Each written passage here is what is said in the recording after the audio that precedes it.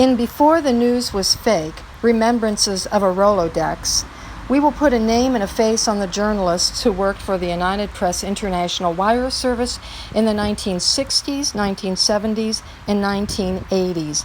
These were nameless, faceless individuals who were out there working for the stories, doing nothing more than getting the truth out.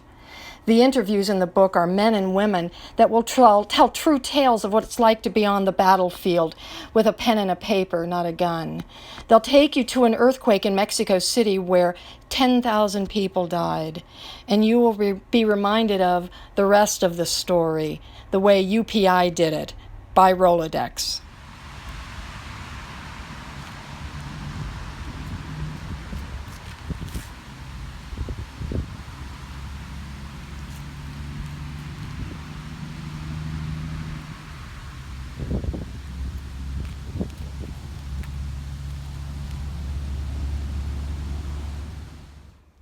Hi folks, Beverly Stoddard here, and today I wanted to talk to you about Operation Homecoming, the return of POWs from the Vietnam War.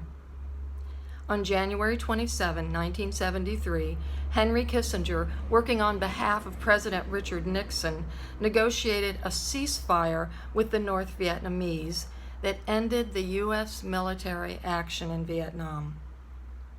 The ceasefire negotiations included the mass release of all prisoners that were being held in Vietnam. There were 591 men. Of those, 513 were U.S. military. 53 had been listed as missing in action, and 25 were civilians. One civilian, Ernest Brace, was working for the CIA as a pilot and had been shot down. All branches of the military were represented in this homecoming. Arthur Cormier of Maine was held for 7 years, 3 months, and 1 day. And according to the Lovell Historical Society of Lovell, Maine, they wrote in their winter 2008 newsletter, Arthur was released with 141 other prisoners on February 12, 1973. 1 month earlier, he had been offered an earlier release, but this is how he replied, "No, I'll go home in the order of shoot down.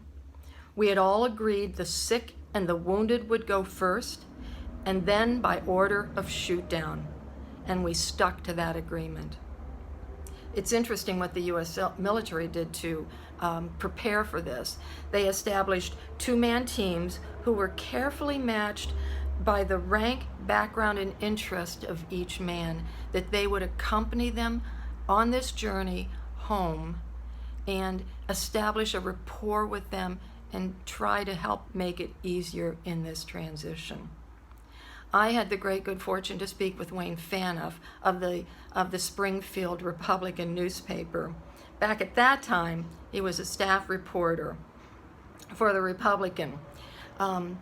And he was also covering this homecoming event for United Press International, so as a stringer, so he was kind of doing double duty. He has devoted his life to journalism. In fact, he's in his 50th year with the Republican. And Wayne was just awarded one of the highest awards that any journalist can get, and that was New England Newspaper and Press Association's Yankee Quill Award. This recognizes the lifetime achievement of those who have had a broad influence for good, both inside and outside the newsroom. Well received. Wayne spoke to me about that cold night that he attended the homecoming event. They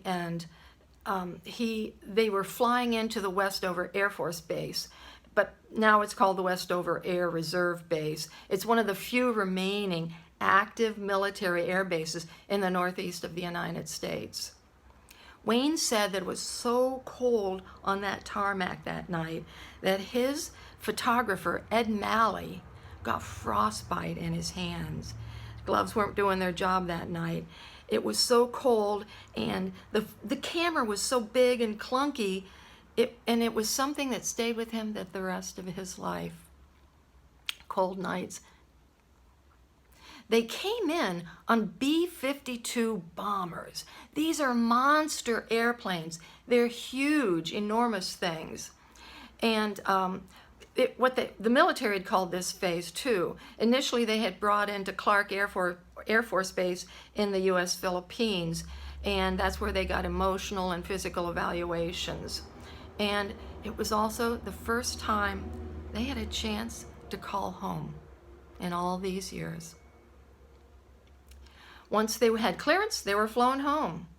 And then they met with their families for the first time in years. It was an amazing night.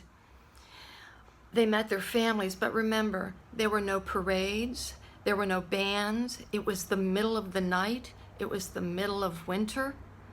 It could not have been any darker than that night and those nights that they returned. And if you compare that to 20 years later for Desert Storm, they came home during the day, there were bands, there were attendees, there were families, there was celebration. These men did not get that. Let's keep that in mind. But also remember, at that time in 1973, there were still war protests going on. In fact, weekly groups appeared at the front of Westover Air Force Base in protest. Wayne admits that the homecoming was hard. It was hard for everyone. He said that the kids that were running into the arms of their fathers had not seen them for years.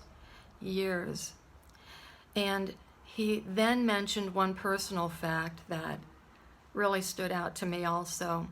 His brother was still in active fighting in Vietnam at the time that he was covering this event. Can you imagine? Now, I want you to also note that according to the POW MIAfamilies.org, that they write on their website, as of June 13, 2019, the number of Americans missing and unaccounted for from the Vietnam War is 1,588. Almost 1,600 men still unaccounted for. This was a big event for a very short time in the beginning of 1973. And then it was knocked off the front pages of all the newspapers because of Watergate. That had heated up, and it took every front page on every newspaper from then on, and the Operation Homecoming was forgotten. So we'll remember it, won't we, folks? We'll remember the good deeds that these men did and the honor with which they served. And we say, thank you for your service.